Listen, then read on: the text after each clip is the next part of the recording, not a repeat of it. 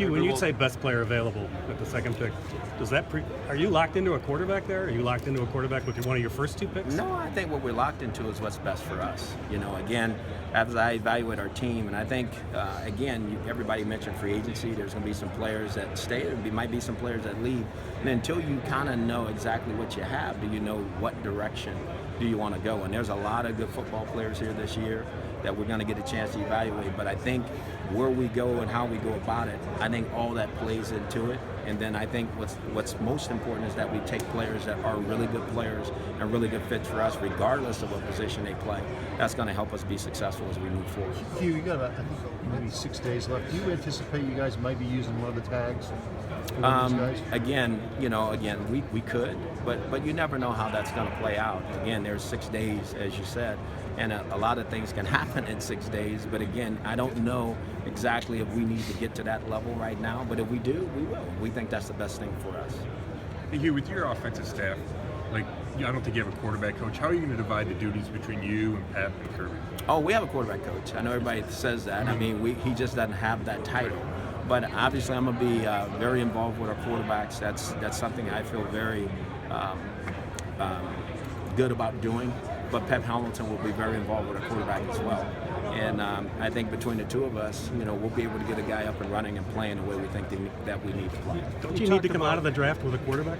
Yeah, we do, but it doesn't matter. I mean, we have 7 rounds here, so we will come out of this draft with a quarterback. I guarantee you that. Now, where it's going to be, everybody wants me to say it's the second pick. Well, it could be, it could not be. So I think what we have to do is, again, just feel good about where we are in the process about evaluating the guys that are here, and then going from there and making a decision what's best for us. You talked about Barnage up at the podium. Do you believe an offense needs 2 receiving tight ends? I think an offense needs as many weapons as it can get, and whether it's receiving tight ends, running backs, receivers, tackles, guards, whatever, because I've been known to throw it to all of them. So at the same time, we'll take anybody that can make a play if they're out there for us.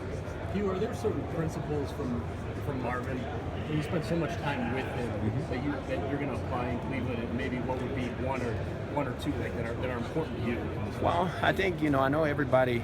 Obviously, everybody knows my relationship with Marvin, and he's one of my best friends, and I really enjoyed my time in Cincinnati. But I've kind of done this before, and so I think what's really important is for me to kind of lean on my last experience and really do everything that I know to do in order to improve our football team. But obviously, there's some things that Marvin did that I'm very aware of and think that maybe might help us. There's no question about that. But I think there's so many things that he taught me that I think for me right now, the most important thing is I can't wait till April 4th, until I can get our players back. I'm really excited about that. I think having our players come into our building and see something different and have a different expectation of what we want to accomplish, I think that is the most important thing that I can do right now outside of preparing for the draft and free agency. Does Dwayne Bowe have a future with the Browns? I'm sorry? Does Dwayne Bowe have a future with the Browns? Again, we'll address all that as we move forward. I mean, Dwayne Bowe, I know who he is. I mean, obviously he's a member of our football team, but I think all these questions about players who are on our team now, they will be addressed. Have the Browns been informed by Alex Mack what he's going to do? No. I'm sure we have not, because I think you guys would know probably before we would. But again, Alex is a tremendous player, and I think you guys all know how I feel about Alex Mack. But again, he's another one of those players that have an opportunity to do what he feels is best for him and his family. Love to have him back, but at the same time, he has to make that choice, and he has to want to be back. This is disappointing if again, you're saying these guys all have choices. No, it would not. I would beat you to it. If you lost all 4 of those guys? It would not be disappointing. I mean, because they have a right to do that. I mean, when you say disappointing, to me, we still then have another opportunity to put other players on our football team to play. We're going to put 11 guys out there on offense and defense and special teams to play. I don't know exactly who those 11 guys are going to be right now because of league rules. It has nothing to do with me or organization. The players have an opportunity to do what they want to do, and I think we all understand that. So, like I said, do I want them to stay? Yes. But if they leave, I can't worry about that. We just got to move forward and put our head down and get better. But isn't it creating needs? I mean, for a 3-13 team? There's needs already, right? Yeah. So it's but not that's 4 more. It's not creating needs. I mean, well, maybe there's answers. We do have a football team right now. So there's still some players on the team that have a chance to ascend and continue to play as well. You know, so we'll be fine. Are you satisfied with the club's effort to resign? Oh, I am. You're laying it all on the players. or I am. something? No. I didn't lay it all on the players. I said they have an opportunity, just like they have to say we want you as much as we want you. We want them. So no, it goes both ways. But there's no question that I think the organization has talked them all, and we'll see where those things go. What are these guys going to see different when they walk in on April 4th? How are they going to? What's the sense of what's going to be different about the Browns? I think there's an excitement in the building, and I plan to keep it that way. I think there's an expectation in the building, and I plan on keeping it that way. I think there is a way we're going to go about our business, and I plan on making sure that that's what we do. So, not saying, and that has nothing to do with the last regime. It has to do with how I see it, and to me, that's what I'm most proud about, and I think is what most our coaching staff is proud about. You know, You've done this. there promises to be a number of pretty good free agent quarterbacks that could possibly come available, some veterans.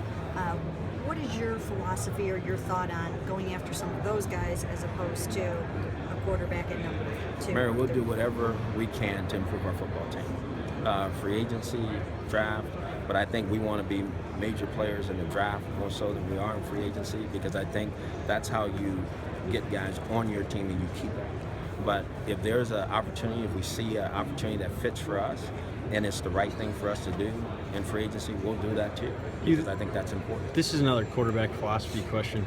How do you weigh, when you're looking at quarterbacks in the draft, how do you weigh a guy who might be a little bit more of a quote-unquote project, but might have some upside, versus a guy who, you know, people say are more ready to play right now? Well, again, I think it goes into whatever our process is.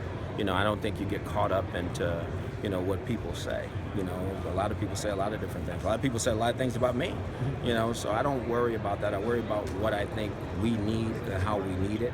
And regardless of what's being said, I think we evaluate what our criteria is, and then we make the best decision for us. Hugh, you've done this job before, but Sashi and Paul and Andrew haven't been in their roles yet. Does that mean that they're relying more on you throughout this process, especially the combine? You know, you would have to ask them that, but I think we're doing it together. You know, I think they've been outstanding. They've spent the time preparing themselves, and they're ready, and they're very, very smart men, and they know what they're doing, and they know what we need, because we've spent the time preparing to understand what we need. So I feel very comfortable about where they are and what they're trying to accomplish, and we're doing it together. So it's going to be a great opportunity for all of us to continue to grow and get better in this process. When you talk about supplementing through free agency, we see coaches come in and they like to have players that have been in their systems before and things like that to help with the transition. Do you value that in potential free agents? If he's the right fit for us, if it's the right opportunity for us, yeah, I do. But at the same time, I think what's important is you just continue to go out and use every resource that you can to improve your team. You know, whether it's free agency, whether it's the draft, however all those things unfold. You know, how do we get better as a football team? And I think that's the most important thought process that we have. Two receivers and some. You talked in there about how high character is very important to you. Very. And, you know, right now you've got Armani Bryant in court this morning. You've got, you know, Josh Gordon potentially coming back onto the team with some character issues. How do you weigh high character against maybe taking a chance on a guy that you feel like you can rehabilitate a little bit, or are you going to have sort of almost a zero tolerance policy? Well, I think every situation is different, you know, and I think they all will be weighted and thought through. But I stand on that. I want guys that have high character and guys that have high football character. And I think those two are a little different. And obviously, you know, there's been some things well documented about some players here. And again, I'll take them on a case-by-case basis and see if they fit exactly what it is that I'm talking about when I'm saying that. And but I'm not going to bend on that. I don't think you can. I don't think this day and age in pro football that you can. I think it's too important. And I think it's too important to your football team, and I think it's too important to your organization. Do you plan on personally attending the pro days with each the highly rated quarterbacks? I sure do. You do? I think I better. I would agree. Are you coming? No. Okay, come on. Has anyone with the team, you or anyone in the front office, been in touch with Johnny Manziel? Again, I think you guys all seen it, said that we've tried to reach out to Johnny, but again, I mean, we've talked about Johnny enough, haven't we?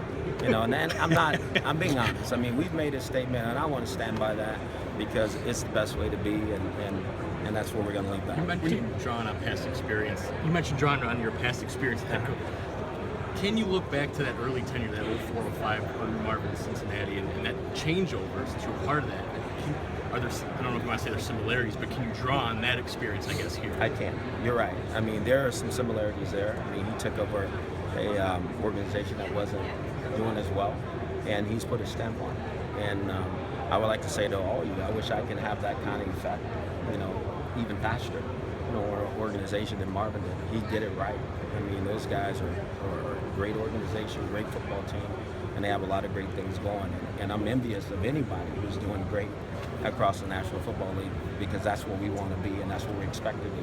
But that being said, I'm very comfortable and confident in where we're headed, because and it all starts with Jimmy and Dee and Paul and Sashi and Andrew, and then our staff, offensively, defensively, special teams, and our strength staff. And I believe in my heart our players are going to sense that and feel that, and hopefully we can make that turnaround extremely fast. Do you get a sense on how far away you are on the accountability on this team? I don't know, but we're all going to start at zero, and we're going to earn the right to respect each other and be accountable to each other. So to me, everybody's going to have a clean slate when they walk in the door, but it's got to be built day by day, and it goes both ways. It's from players to coach and coach to players. So we'll earn it, and we'll earn that trust and that respect that way. Have you spoken to Armonte Bryant at all, and what are your impressions of him as a player? I've spoken to him. And you better believe I have. Yeah. And we're good. We'll be fine. What do you think of him as a player? I think he has talent.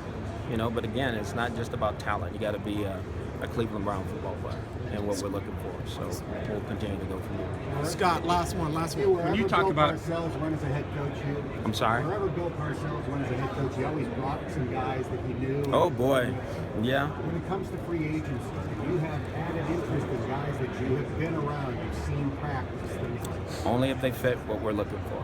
Again, it has to be the right opportunity and situation for us. When you talk about not needing it, maybe not taking a quarterback at number 2, does how the Bengals took Andy at the top of the second round, I guess does that give you hope that maybe that's a different way to do it? Well, I don't think it's so much about them. I think it's more about us, I think you guys have all documented very well that we have several needs, and so we have to take the best available player at the spot we're drafting. And who we think is the best player on the board is the guy we have to take regardless of what position it is. We're going to have a chance to address every need we have in this draft. And I feel very comfortable and confident about that. So how it unfolds, we'll know as we move forward. But I don't think we got to pigeonhole ourselves and say we're just taking this guy at this round and that guy at that round. And that's because that's what everybody wants us to do. We need to do what we think is best to build this football team as we move forward. All right, thanks.